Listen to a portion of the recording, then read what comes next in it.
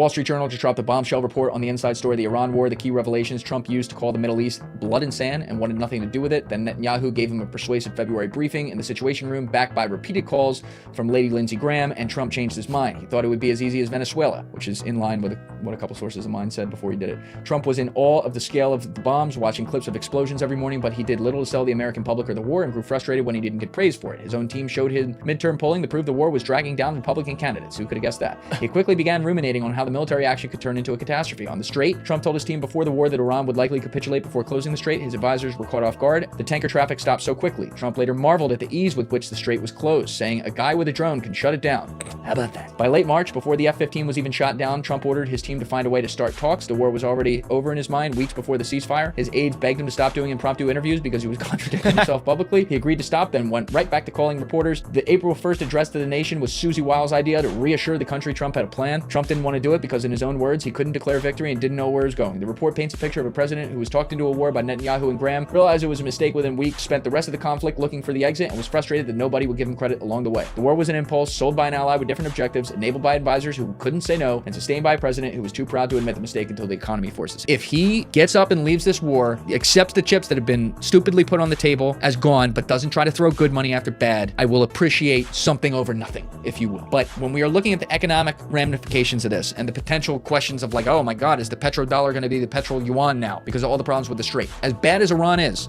we didn't have the issues with like the Strait of Hormuz closing on and off, if you will, until we did this.